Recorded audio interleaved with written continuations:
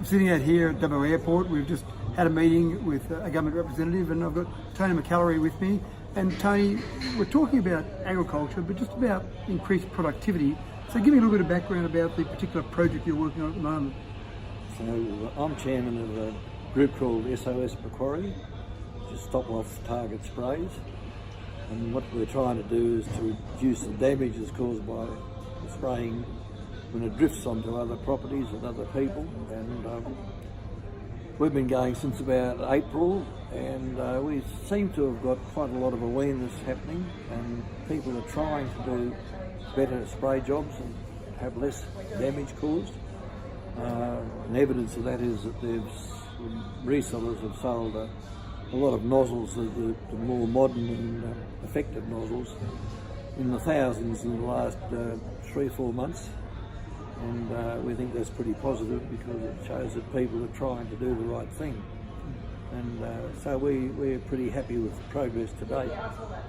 And we're considering our program for the next 6 months and perhaps the next 5 years. So we're talking to different people about whether there's an opportunity for us to maybe expand our area and maybe even help some of the government agencies anyhow to expand it across the whole state.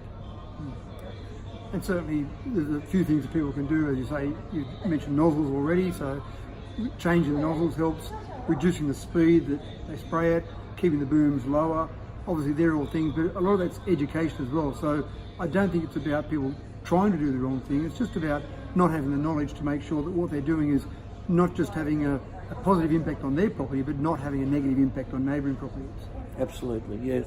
We believe that all our research and talking to people has shown that people really do want to do the right thing. Some of us are a bit slow on the uptake, but generally people are trying to cooperate and understand the technology better. And it is quite complex to get all the factors right to do a really good job. But there are opportunities for improvement even in small ways, which, as you say, might be the speed, and it might be getting the right nozzles, which is of paramount importance, and getting a good effect and a good result from your nozzles, because you do have to do everything right to get the best result. And we don't want people thinking that they're getting a bad result because they're using these new nozzles, but they do have to check the other factors to make sure they're getting the whole lot right, because one thing perhaps won't give you the best result. Yeah.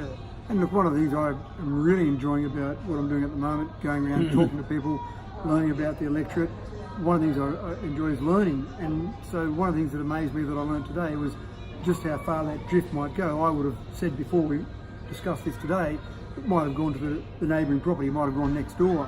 But if you get those wrong conditions, environmental conditions, it could go as far as 100 kilometres we're talking about. Absolutely. So that can happen in most nights in midsummer when you've got high temperatures and the earth starts to cool down around sunset. You're setting up that situation which could cause an inversion, and that'll happen probably more nights than not. And sometimes it'll settle in later, but you have to be suspicious that whenever you're spraying at night that you're probably in a dangerous time. And if people can try to concentrate on spraying daytime more with these better nozzles which are more effective in the daytime, I think that we will gain a lot and save a lot of crops. Yeah. No, it's fascinating, and I think what you're doing already, you've put together a good program, you've already got some good documentation around that, you've got the support of the EPA, and it's really just a process of going down that path and making sure you've got industry, farmers, everyone on board. But what I always look for is a return on investment, and we're already seeing just in that small bit of research you've done already, there could be maybe $5 million lost in productivity just out of the Macquarie Valley. Yeah, no, we've seen that before, and across the state and the cotton belt, for instance, you can have 60,000 hectares damaged, and they're big numbers of dollars. Yeah.